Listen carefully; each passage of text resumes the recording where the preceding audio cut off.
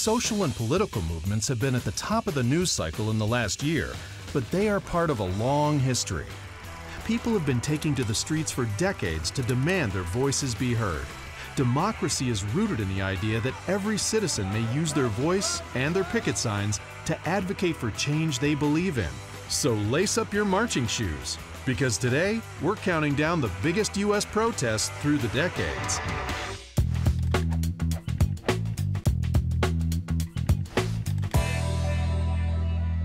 It may have started with Susan B. Anthony in the mid-1800s, but it didn't end there. The suffragette movement of the early 20th century changed America forever because the National Woman's Party were hungry for equality and not afraid to fight for their rights. They spent decades organizing suffrage demonstrations, meetings, petitions, conventions, and even hunger strikes. The movement culminated in 1920 with the ratification of the 19th Amendment. That November, for the first time ever, women were able to cast ballots and participate in one of the greatest rights we have as Americans, getting an I voted sticker.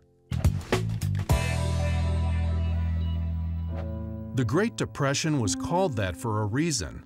It was a rough time. America was facing financial ruin, 25% of the population was unemployed, families struggled to put food on the table, and people were frustrated, to say the least. Between 1930 and 1932, the Unemployed Councils Group organized over 700 unemployment protests sponsored by the Communist Party USA in major cities across the country. They lobbied for relief funds to help the homeless, led hunger marches, and protested evictions to get the government to distribute aid to the people. Their work for the unemployed finally paid off in 1935 when the Social Security Act established a system of entitlements and benefits to protect and support American workers. We still benefit from this system today and owe a debt of thanks to these protesters, as well as a broader spectrum of activists, reformers, and political leaders for a job well done. Young people have always been a driving force behind social and political movements, and in 1948, students at Lafayette College in Easton, Pennsylvania brought their grit to the gridiron to protest racist practices in college football. Lafayette student and halfback David Scholl was a military hero and former Tuskegee Airman, star player, and respected classmate. When the Sun Bowl would not welcome him to play merely because of the color of his skin, Lafayette wasn't going to let it fly. The college's leadership refused their invitation to play, stating that they would not leave a man behind, and the students rallied to support Scholl. They stormed radio stations and Western Union to have their voices heard, even going so far as to send a telegram to President Harry S. Truman.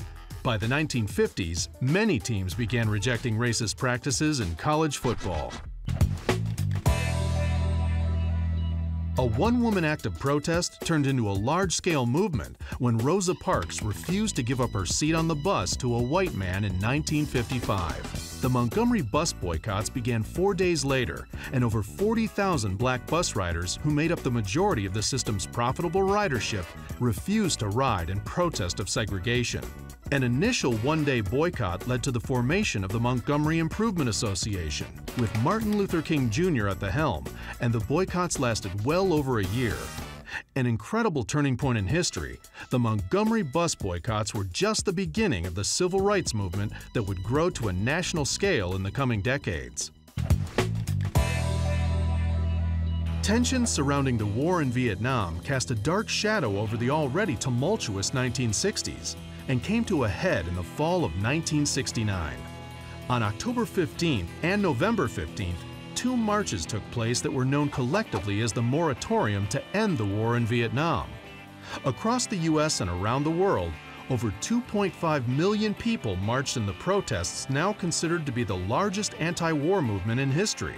The movement truly underpinned the culture of the time, leading to a multi-decade movement of anti-war sentiment in film, music, and art, from Creedence Clearwater Revival's song Fortunate Son to Platoon.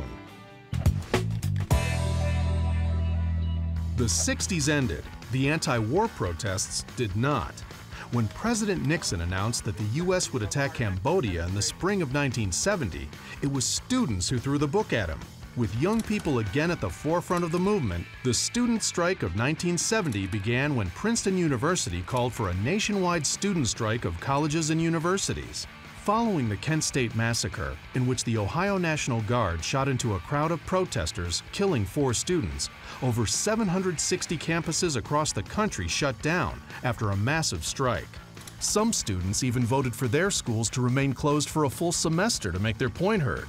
No more pencils, no more books.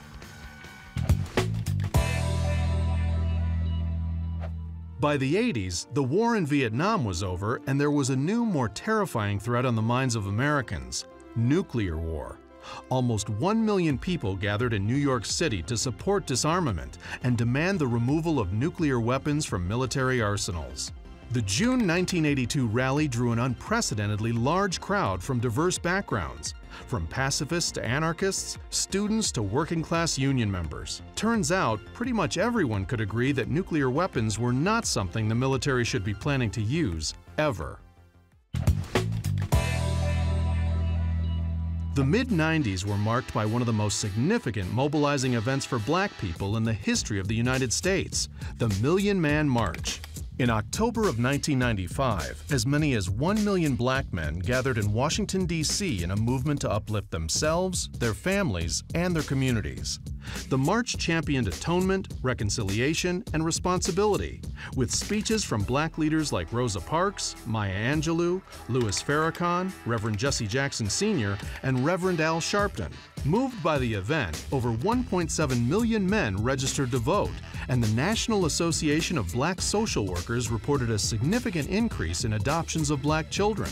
This positive and peaceful expression of unity among Black men shifted many towards a sense of purpose and prosperity that has impacted generations. The new millennium ushered in another new wave of social and political engagement. Starting with the contested 2000 election, the last 20 years have seen protest movements of all kinds. In April 2004, the March for Women's Lives mobilized to fight back against the conservative policies of the George W. Bush administration.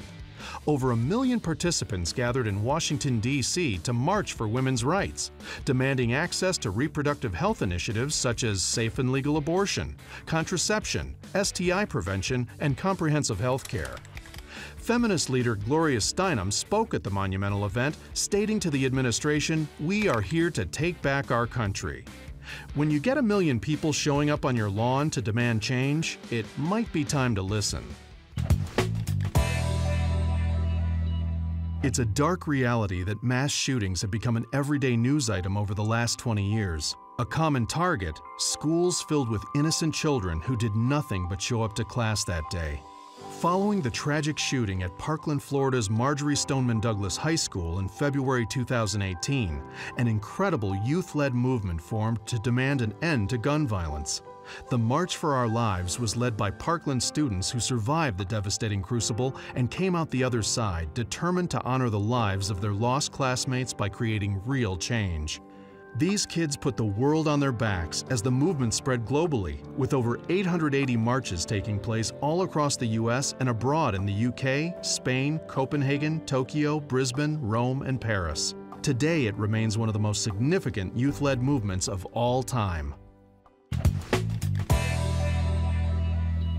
Though Black Lives Matter has been at the forefront of the social justice movement since its formation in 2013, the movement swelled to greater heights in late May 2020, when millions of people worldwide took to the streets to protest the killing of George Floyd at the hands of police in Minneapolis, Minnesota. Despite the COVID-19 pandemic limiting large gatherings for months prior, Black Lives Matter demonstrations drew massive crowds of citizens demanding an end to police brutality and systemic racism.